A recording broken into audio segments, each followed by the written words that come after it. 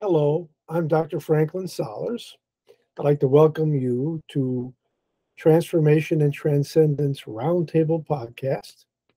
We're going to discuss things spiritual, psychological, mystical. We're going to combine psychotherapy and psychological concepts since have all been trained as therapists, but all walk a spiritual path. We're going to combine all these elements and help with inspiration and guidance and coaching and support for each of you's spiritual growth. That's the intention. So we'll rely on case material. We'll rely on ancient wisdom as well as psychological awareness, depth psychology, Jungian psychology, Bionian psychology, different kinds of depth psychology that can be of help to you. So thanks for joining us, and we hope you enjoy the journey, and we hope to be of service to you and help you in your growth. That's our mission. So thank you, and here we go. Oh,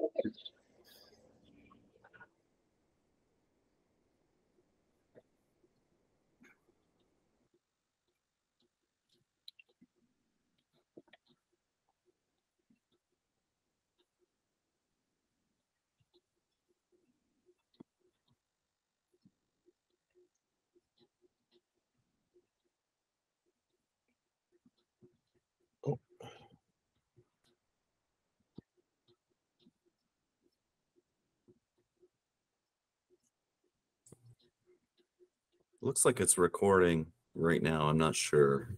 Yeah. is it? Okay. But is it live? Oh, there we go. There we go. Yeah. All right. So here we go. Hello, everybody. Welcome to Transformation and Transcendence Roundtable podcast.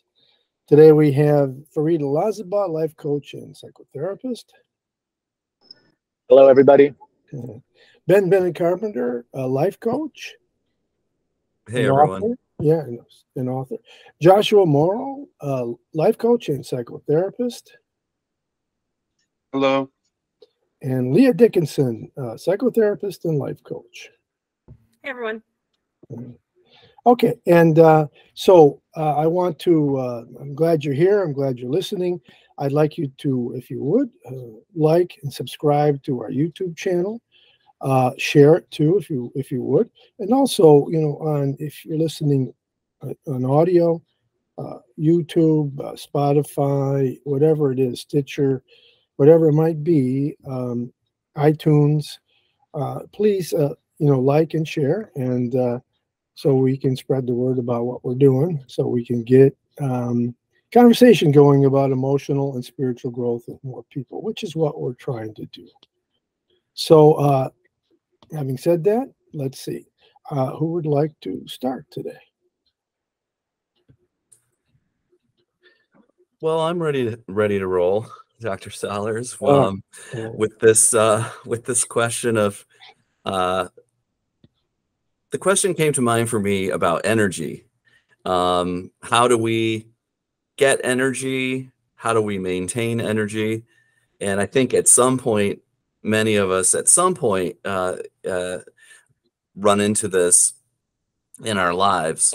And so I guess there's all kinds of things that come to mind for me about it. One of the things I keep coming to immediately in just pondering it the last couple of days, I guess, is I keep having the book Thinking Fast and Slow, or whatever the title is, the Daniel Kahneman book. I kept thinking of that in terms of energy, like fast energy and slow energy. And just sort of thinking about a starting place for all of us can be just not what we should do or everything that might be missing or what have you, but just a real matter of fact of kind of thing of what is it that we're asking ourselves, what is it that I do?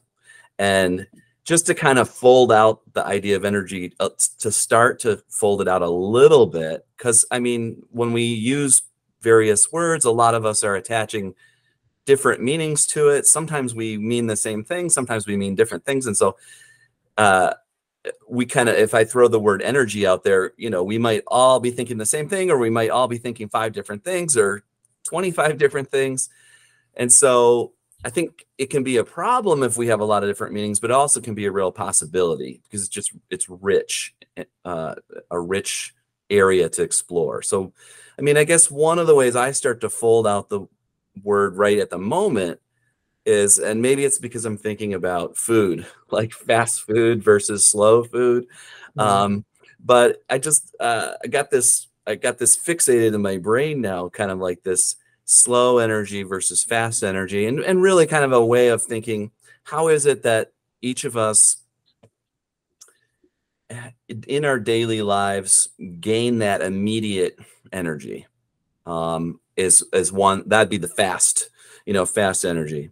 And then on the other hand, over the long haul, right? Not only daily, it would include daily, but over not just a week, not even just 9 months or 2 years, or I mean, we're starting to talk about long hauls of years, of maybe a decade.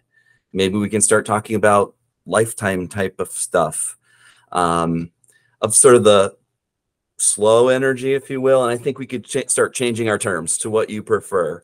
So it could be like, you know, sort of the surface energy that we get, the immediate energy versus like a deep energy. And I'm sure we can go right into talking about the self and the higher self and the lower self and things like that very easily with this. But I'll just say a couple more things, and I want to just bounce it back out to you guys. But I guess another place that I go right away is just with stuff like, what are our basic needs for energy, like calories? And so, I mean, I think very in terms of physical, you know, just physical material needs. That's one place I go. But then, of course, you can probably guess the other place I go is all the other stuff. So mental needs, social needs, you know, what we think of as spiritual needs, psychic needs, creative needs. And I mean, I kind of have I'm imagining Leah's going to jump in with Maslow's hierarchy, maybe, or something like that. But I mean, I started thinking of Maslow's hierarchy in this as well. But so those are just some of the brainstorming that I had just to start with. And of course, I'm wondering what everybody else thinks on this. So back to you Yeah, guys. so yeah, Ben, I think you've picked a really good topic for us today. Energy is such an important idea because it really helps us achieve what we want to achieve. And I think a lot of people complain about not having enough energy, and they have ideas about what they want to do, and it sounds good in theory, but gosh, if only they just had the energy to do it, and if only they weren't feeling so fatigued. So I guess the idea of where we get energy from is a really important one. When you were describing this idea of kind of the fast versus the slow energy, it reminded me of, in biology, there are two different kinds of muscle fibers. There's the fast twitch and the slow twitch muscle fibers. So, for example, if you're running a marathon and you need this kind of sustained energy and sustained work, you would rely on your slow twitch. And if you needed to sprint away from something, then you would rely on your fast twitch. So it wouldn't surprise me if there's some kind of a mental correlate of that, where if we need to direct our attention in the here and now to something pressing right in front of us, there's a certain mental mechanism, so to speak. And then if we need to sustain ourselves over time, maybe like putting in effort to develop a friendship or putting in effort to stick to a project, then that probably uses a different part of our brain. And then the last thing I'll say is, of course, when we're talking about energy, we should definitely mention what Jung had to say about it. Because, of course, this term that we often hear in psychology and everyday life, extroversion, introversion, was introduced by Jung. And furthermore, people don't appreciate this enough. It was originally used to signify where we get our energy from, energy and directing our attention. So I think one of the first questions we can ask ourselves as we familiarize ourselves with where we get energy from is, do you primarily get energy from being out there, socializing with people, connecting with people? Or do you primarily get energy from being by yourself, introspecting, doing things with yourself and maybe at most one other person. One final thing I'll mention about this. I've noticed that some people, I call them faux introverts, where they think they're introverts, but really what it is they are struggling with some social anxiety or maybe lack of social skills. And so they've told themselves that, well, really, I'm an introvert. But I think in a way, that's just a way for them to explain away the fact that, no, actually, maybe the primary way they get energy is by connecting with people and socializing. It's just that for whatever reason, they have obstacles to that. And so they've kind of just resigned to the introvert label. But I think if they were really to reflect on themselves, then no, you do get energy from being out there. It's just that it might be a bit hard for you for certain reasons. So I call that the faux introvert. But whether that applies to you or it doesn't, I think it's an important question then of recognizing where you get energy and then kind of skillfully applying that to your life so you'll have as much capacity to do the things that you have to do in life. Absolutely right on. I think that's another place I go right away is the introvert extrovert thing. I'll just say one more thing, and then to that is I've observed that too, of where some people, it just seems like someone's reverting to I'm an introvert when maybe there are some issues of people in their past or what have you that have got them thinking that, but they really may get their energy from social situations. The other thing that comes to mind for me with the introvert extrovert thing is depending on who it is, right? I wonder about that sometimes, is like if you're with certain people, then kind of the extroverted side comes out. And then if you're with other people, then the introverted side comes out. But I kind of jumped in there right before you, Joshua, so I'll bounce it back to you. Thank you. Yeah. So with that point, I would say that I am a introverted extrovert. I'm extroverted, but I'm sort of stuck in an introverted world. And so I totally resonate with that. And it brings up in my mind what the old psychoanalysis, that like a lot of the literature, they would talk about psychic economy. And so it's like you have this energy, but it's an economy. Like you got to get energy, you got to give energy.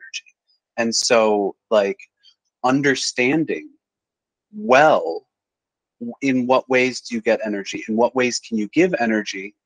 And then have that returned in some way. And there's this sort of trading and bartering economy element to it. And then it comes in where, okay, well, now if we look at it from a psychological lens, what about these blocks? Or like these social situations where I'm extroverted, but I go out into the world and I have all these, like, some people have these thoughts constantly running through their head of like, oh, well, I got to make sure to say things in this way so I don't upset anyone, if they have a people pleasing aspect to them, or if they have like a fear of rejection, or they have all these internal psychological components that are consuming a lot of energy going out into social interactions. They might think that they're introverted, but when really they just have these certain psychodynamic patterns that are really exhausting. Like same thing with repression. If you feel like you're constantly repressing strong emotions, that takes a lot of energy to keep all that stuff down. But in this work, if you're able to process that stuff, it frees up a lot of that energy that then you get to have and you get to distribute among people that you love, you care about. And then to wrap it all up, I want to bring up this book called High Performance Habits that I thought was extremely good. And I don't remember the author's name, but for him, he has this whole planner and he has this whole system, and he has people rate their energy every single day from a scale of 1 to 10. What energy level are you at? And so you can start to track it and start to see, okay, I did these things today and I had a pretty good energy. Or I did these things yesterday and the next day, oh. And so it helps you see better what it is that, what events are happening in your life or what things that you're doing help with that psychic economy.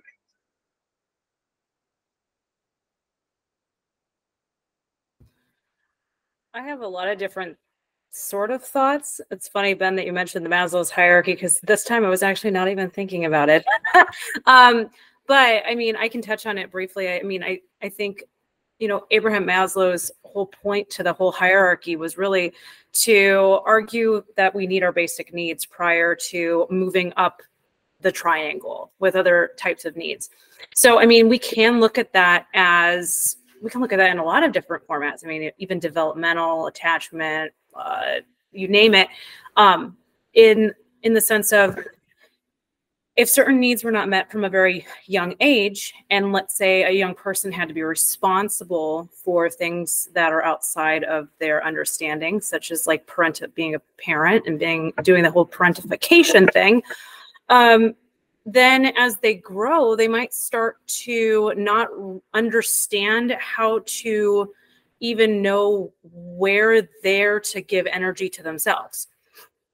And I see this so often with my clients, like almost every client I work with, there's that struggle of, I come last and everybody else in my world comes first. And so that is exhausting. I mean, because that doesn't leave any room for you. And I kind of use almost like the battery as the visual for my clients. I'll say, okay, or even a phone, just like a phone needs to get charged, or a battery has only so much charge, so too do you as well. So, you know, it's getting to determine like what you get to utilize your energy source with. So whether that be splitting up your day-to-day tasks or time to take care of yourself, whether that be yoga, whether that be meditation or stretching, or, I don't know, cooking yourself a meal versus doing things for a friend, because the real reason you're doing it isn't because you want to actually be altruistic. And I actually gently called somebody out on this the other day. I said, well, you know, it's not that you're wanting to be altruistic. It's more that you're wanting to be liked. There's a difference. There's a difference with being liked and also helping. So I think a lot of times we are doing all of these things and using our energy in a way that we think is also at times benefiting us, but in some ways it's not benefiting us. So I'll leave my thought there.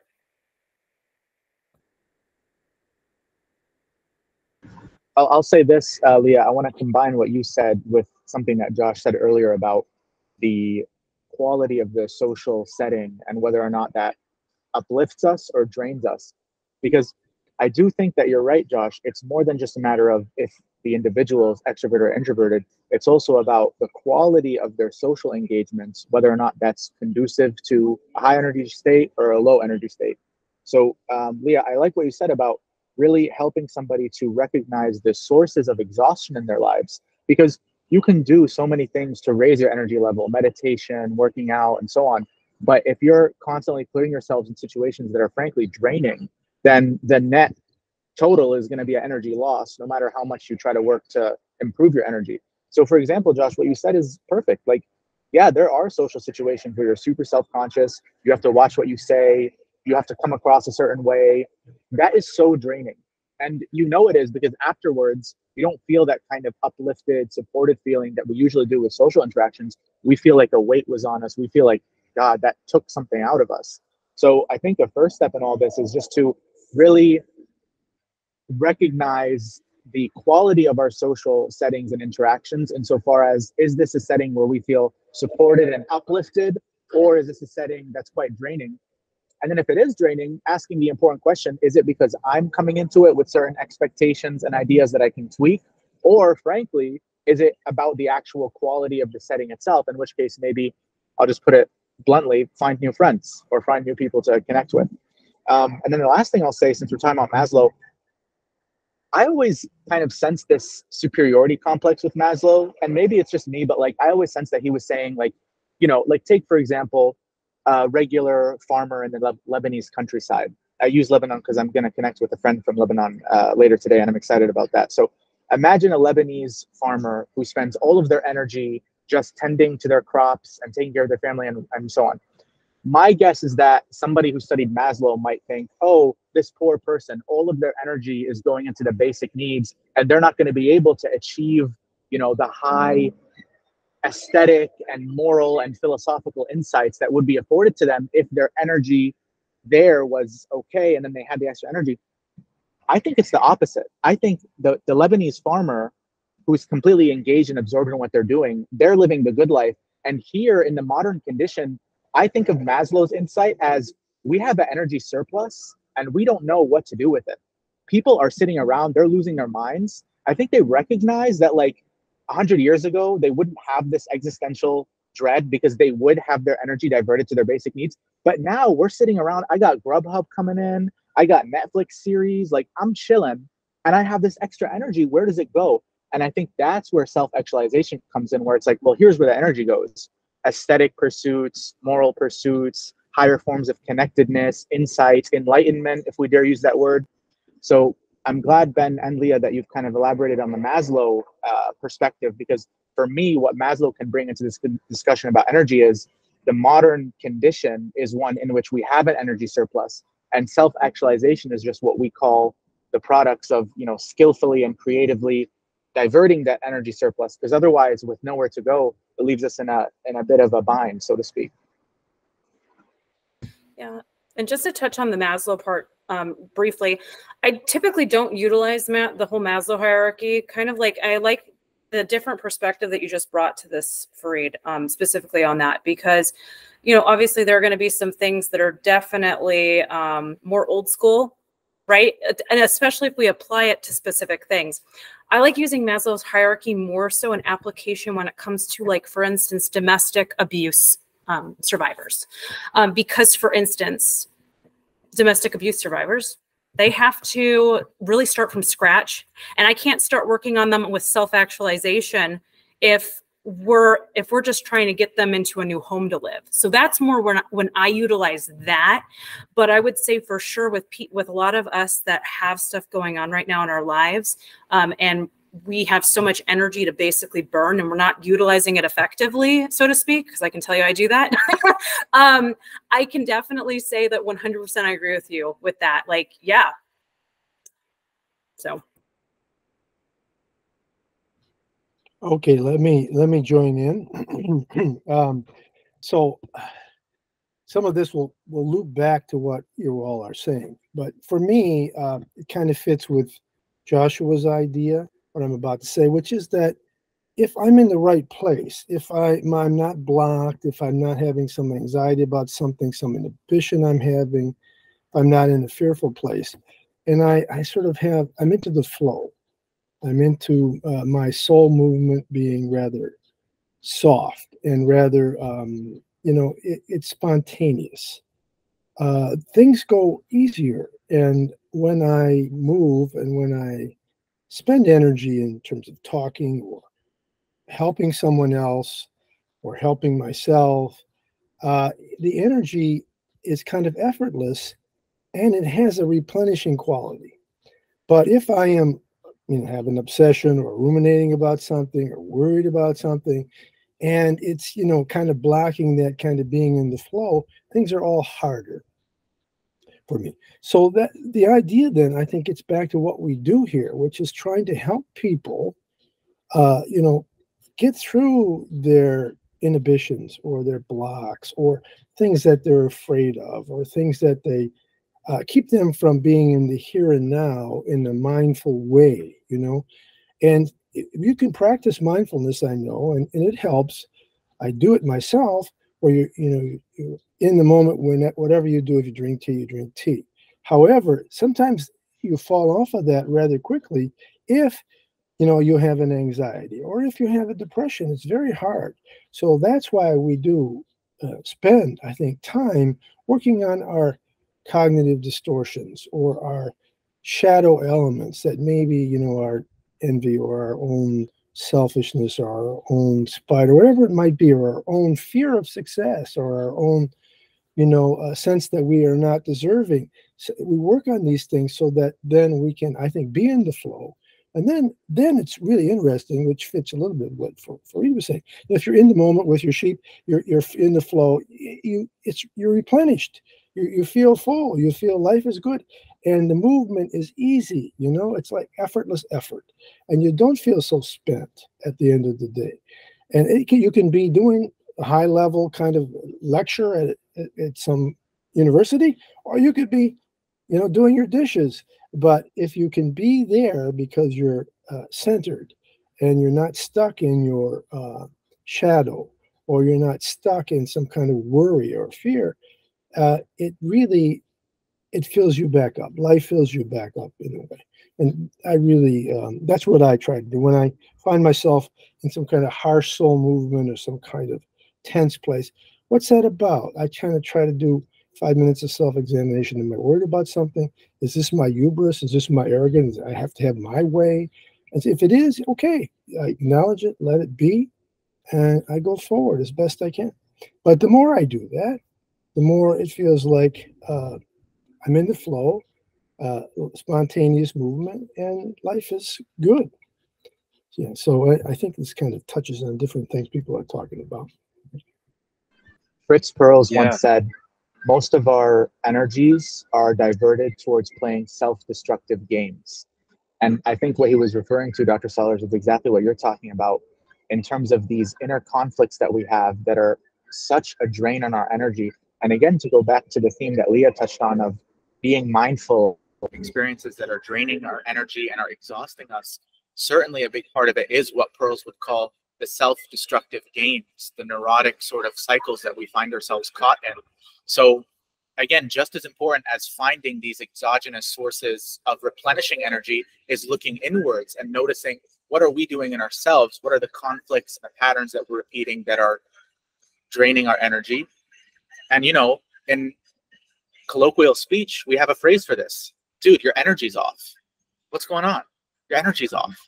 It's not just the quality of the energy, it's also the directedness of it. It's like, hey, something's going on with you. You're conflicted, you're self-conscious, you're not able to direct your attention at me. Josh, as you said, the psychic economy, there's inflation. Something's off with the economy. You need a stimulus package, bro. So yeah, I think that's important work, is recognizing if your energy is off, maybe it's being used towards these self-destructive games, as pros would say. Start to loosen those up so that you can direct them outwards. And like you said, Dr. Sellers, be in the state of effortless effort and smooth soul movement, so to speak. I want to pop in with that because that's Wu Wei. That's my favorite. I think the Zen described it as the master's mind is also the beginner's mind, and it's like a buoy and on water, and it just flows with the water as it goes. So, and with what you just said, the inner conflict, I think that's where a lot of our energy goes, the self-destruction. I do the internal family system stuff, so I'm thinking about it parts. And it's like, well, this part of you is trying to do a job for you. It's trying to protect you from something. Well, this part of you is trying to get a need met. Like, let's say this part's trying to protect you from disapproval from others. And so it's withdrawing and it's making you stay away from social interactions. Well, this part of you is trying to get your need met to go out and get social interaction because you know you need it and that it'll be good for you. And these parts are now fighting each other because this part wants to go out and do this thing. This part's like, no, don't do that. And so you're constantly at this inner tension, and that just consumes energy because these parts are fighting each other instead of working together in some way. And I don't necessarily see it as self-destructive, which it is self-destructive, I guess, but it's not like, that's not the aim, like in terms of like Freud's like there's like the death wish or the impulse towards death kind of thing. Like I'm not thinking about it in terms of that way. I'm thinking about it in terms of like competing needs. Yeah, conflicted needs. And desires in conflict. Maybe it's to, just for example, if you're in conflict, maybe it's desire to impress somebody, but it's also the desire to be, honest and giving. Now you've got you got two of them going there, and you're trying to deal with your, you're wanting to have them like you, which is, I think, Leah mentioned. This is the paramount need. Versus, you're trying to let that go and be a helpful person. And so the tension creates a problem. Or you're fearful that somebody's going to reject you by what you say, even if you have good intent, but you're very fearful that, they're going to not like it. So you have this inhibition as you move forward with your assertion of positive aggression.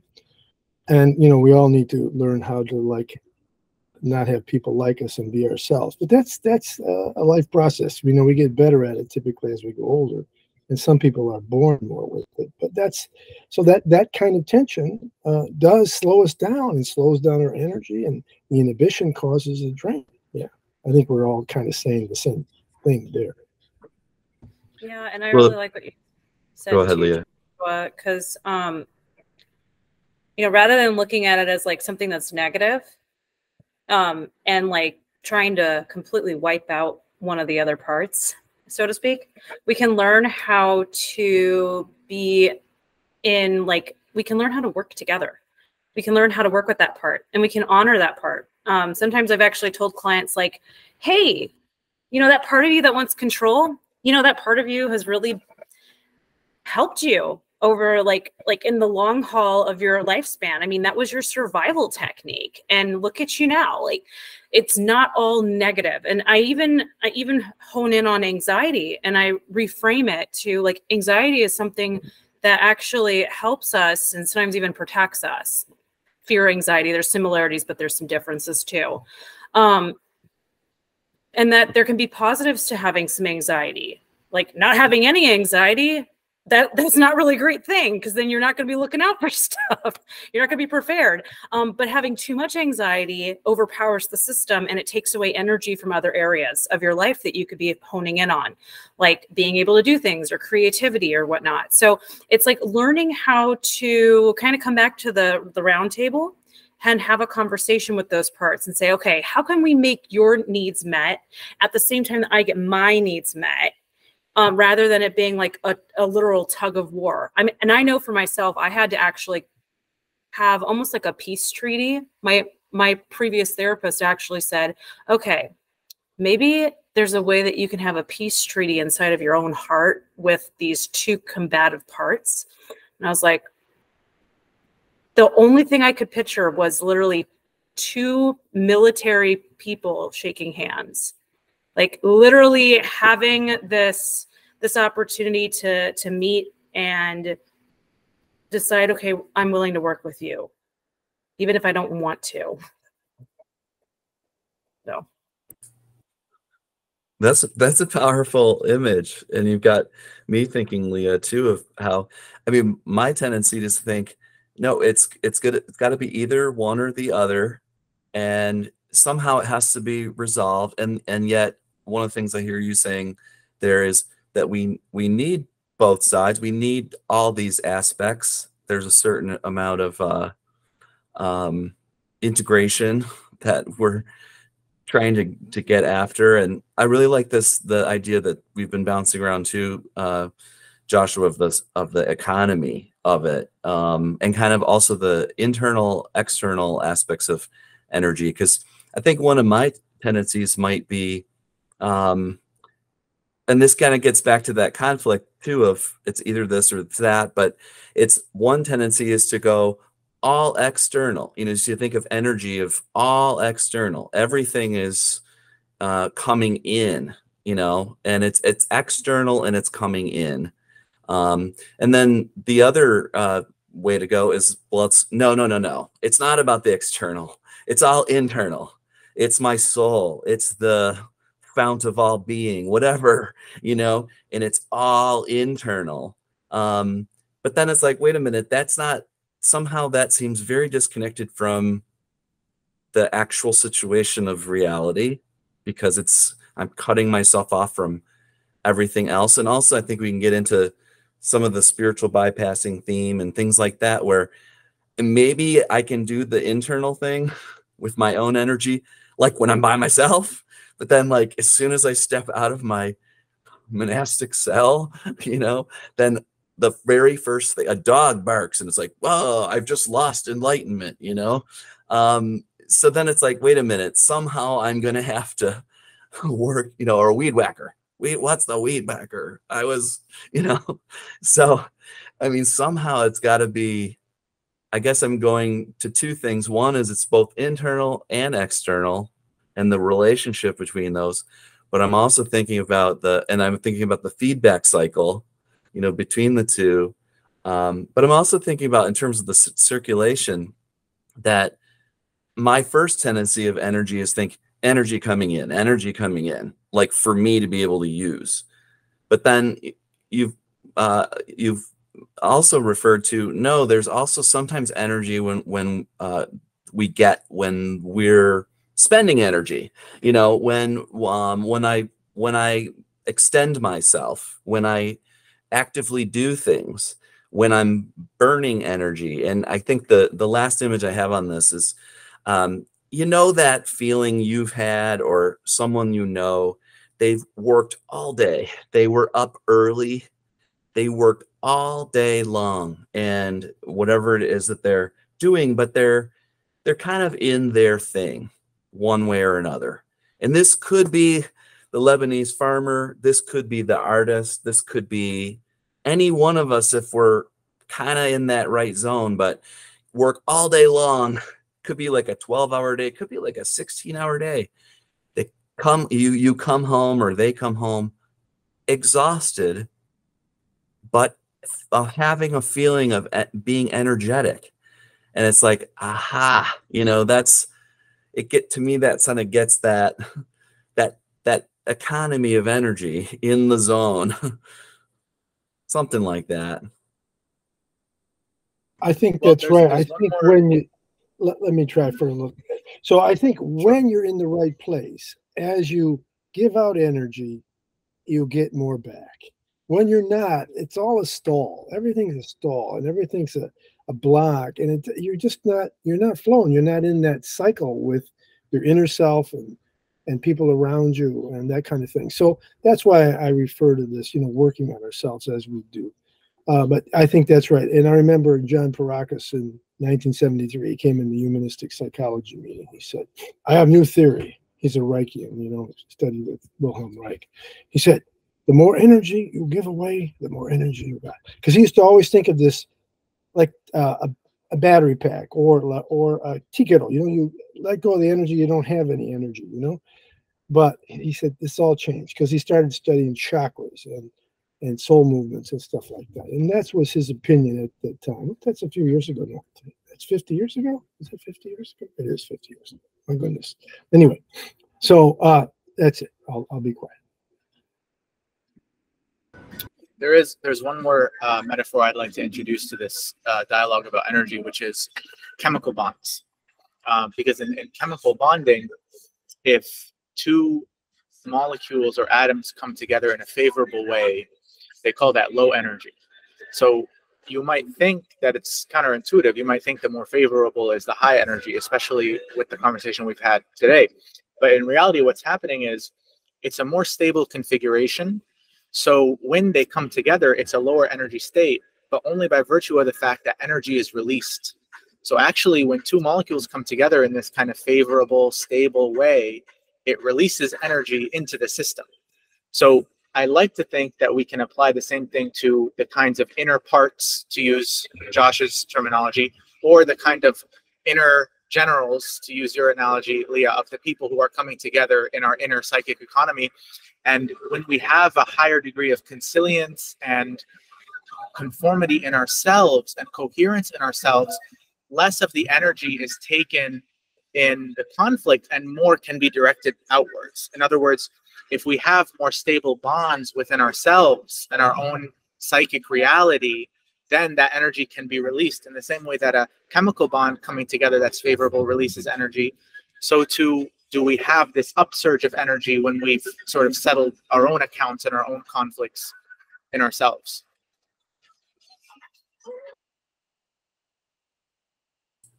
Absolutely. Very, very good. Very good. Nice addition, Fareed. Thank you. So Anybody else want to add? Should we start to wrap up? What do you think, Ben? I'll add to Fareed's real quick because I Okay. love being an old science person. I like that metaphor. And just to add to that is that, like, when you have these stable internal relationships with these different parts of yourself, well, that translates into your external relationships, I feel. Like, if you have high conflict internally, that's probably going to translate into having high conflict externally. But if you're able to have this stable, calm, peaceful, respectful internal relationships, then that's going to then translate into the external relationships that you have as well. You know, let me add to that too. And that is, and a lot of people will have a hard time with this. It feels hard, but our external conflicts are really a reflection of our internal ones. You don't have an external conflict unless you're conflicted about something internally. It's an out picturing, and that's the medicine. The medicine from the external conflict is to teach us about what's going on in ourself that we need to work on, transform, that kind of thing. And then that typically, and you may do it in relationship, but it's a signpost again towards what external conflict is, a signpost again towards what we need to change in ourselves. It's the man in the mirror, right? It's I'm looking at the man in the mirror. It's really about us, that there's something awry. It goes through life completely. Even external macro problems have a relationship to our internal psychic self and our internal psychic conflicts.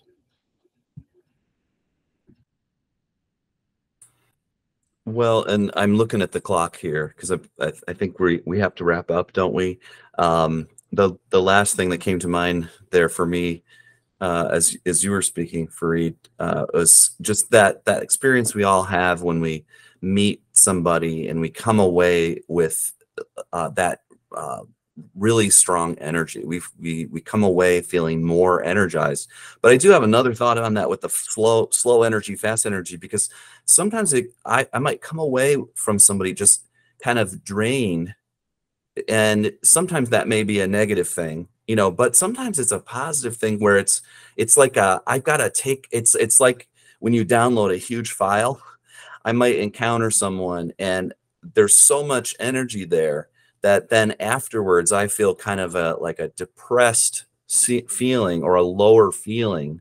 So lower energy for a while because I'm like processing all that energy. And then it's like then if we get back to the economy thing too, like there's an investment that there's been this big investment of energy, which then starts to have a payoff over a longer period of time. So it's not an immediate thing, but over time it builds. But I know we have to wrap up now, don't we, Dr. Solers? Yeah, we have to, because we Okay. got to get going. But thanks so much, you guys. And so please like us and on Facebook, on Facebook too. Yeah, we have a Facebook too. Transformation and Transcendence Roundtable Podcast as a Facebook, on YouTube, on all your platforms, your pods. And thanks for joining us, and thanks everybody. We'll do it next week. Thank you.